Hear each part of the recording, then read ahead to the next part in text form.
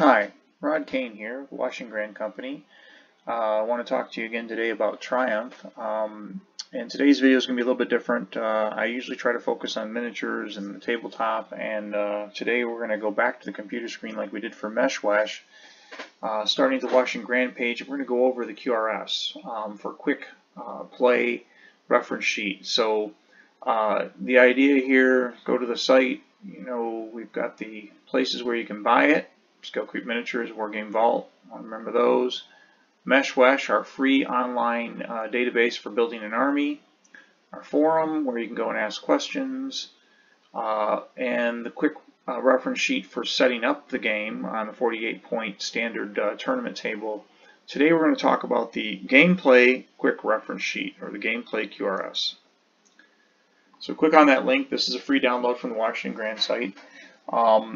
This is a 2-page quick reference sheet that covers all the highlights for what I'd call most of your in-game play questions. It's a very handy reference for new players. It's also pretty good for experienced players as well, especially if you're playing some troop types or some armies you're not as familiar with. It has the combat summarized. So a combat summary chart we're going to start, and basically you have ranged combat and close combat.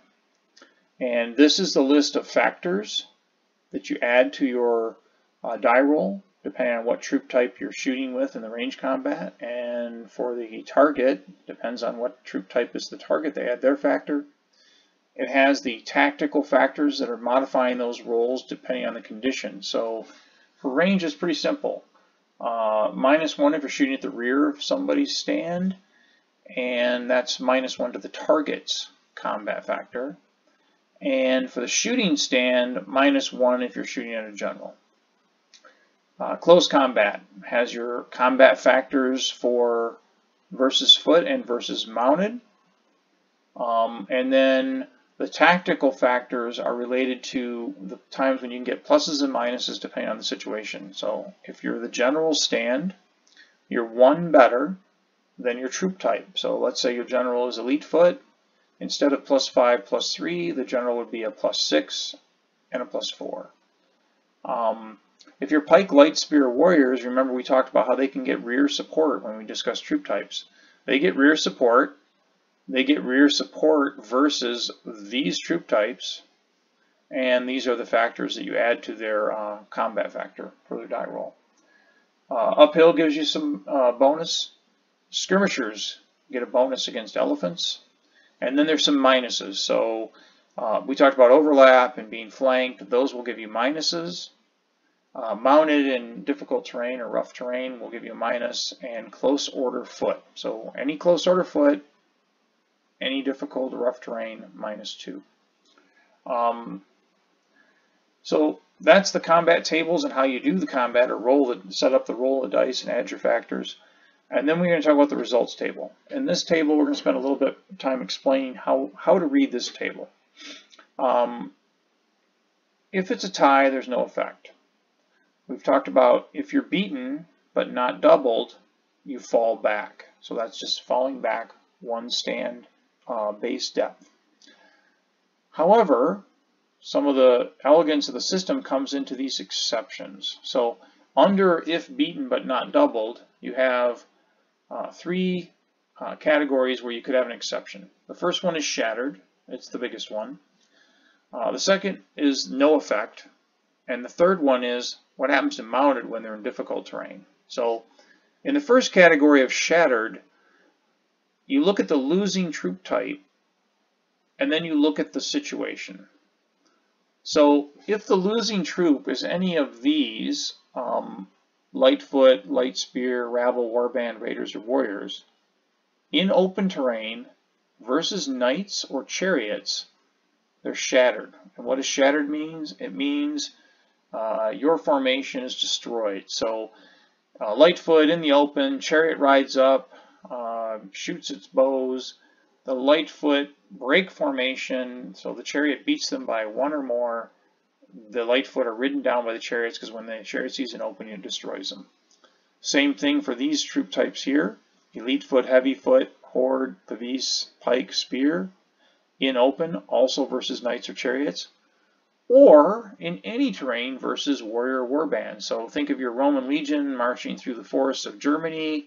They get attacked by some warband.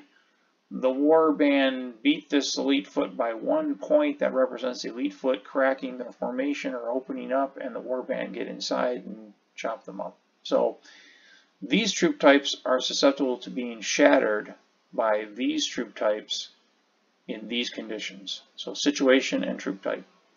And as you go down the chart, you'll see there's some others: war wagons, elephants, knights and cataphracts, artillery.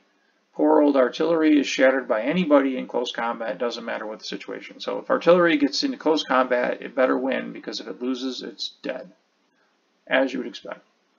Next one, no effect. So when is it that you're beaten by somebody, not doubled, but you don't fall back? Nothing happens.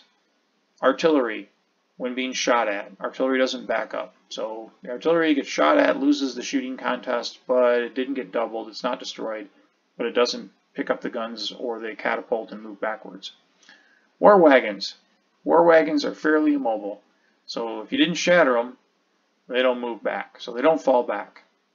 Mounted and difficult. Mounted, if they're beaten but not doubled in difficult terrain, that's not necessarily good. Cataphracts and knights are flat out destroyed. Elephants will fall back unless they're shattered. Any other mounted will panic, and panic, I'm going to go to the outcome section and describe it a little bit better, but panic is like a route move, so they're going to fall back, turn around, and run away as fast as they can. Evade. So here's the if doubled, a stand is destroyed. That's the normal result. However, if you're a skirmisher and you're in difficult terrain versus any mounted and you're doubled, you're going to evade. What is evade? Evade is fall back, facing the enemy. You're just basically escaping. We mentioned there were a lot of mounted that have that ability, like the horsebow are really good at evading from almost any foot, unless that foot also happens to be one that has bows or long-range weapons as well. So usually this evade, you're going to see that it doesn't work very well against things that have long-range weapon fire. But skirmishers have a tendency to evade against any foot that doesn't have that long-range missile fire, any close order foot, and any of the foot that doesn't have the ability to catch them, basically. So that's evade. The other exception for if doubled, instead of being destroyed, is a panic move. And who will panic? Rabble. Basically, rabble probably would have evaded, but they're not as good as skirmishers. So instead of evading, they're going to panic, which means they back up, turn around, and run. And in some situations could be destroyed if they don't have enough room to run. If they're in any kind of terrain, doesn't matter open or difficult, they will panic versus elephants, and they will panic versus close order foot, except for Pavis, Light Spear, Raiders, or Warband, they'll be destroyed. Skirmishers in open terrain versus elephants, panic. Horsebow in open versus artillery, and then we mentioned before that horsebow versus knights or cataphracts will also do that panic move, so will elite cavalry. Very hard for the knights and cataphracts to deal with these guys. They tend to keep coming back into the fight and circling around. So this is that combat result table. It's a really important part of the game. It adds a lot of flavor to the different troop types without adding a lot of extra rule mechanics, but important that you understand how this chart works. Additional information on the QRS, the outcome move. So if you're wondering about the difference between fall back, evade, and panic, it's listed here from the rules. You can see panic is pretty easy. You're backing up for MU, you're falling back facing the enemy. If that's for evade. Panic, one of the problems is you are destroyed if you run into anything. So once you start the panic move, you start to run. You can fall back through friendly troops, just like a normal fall back through open order. But once you turn around and start to run, if there's anything in your way or you run into the board edge, you're destroyed. Pursuit is covered here. Stands that pursue elephants, knights, warband warriors, pikes that receive support. Any stand that doubles, except at artillery or war wagon, they don't chase anybody. Your victory conditions are listed here, 16 points, and then each stand's point cost. 8 points for a camp. How do I attack a camp is listed here. Tactical movement and command. So for example, +1 command if it's got artillery, elephants, or war wagon in the unit you're trying to move or the group. +1 if you're too far away from the general. And then here are your command distances. Remember, it's cut in half if you can't see because of a woods or hill. And your move distances. So this is the QRS. It's a really handy chart. It's a free download from Washington Grand site.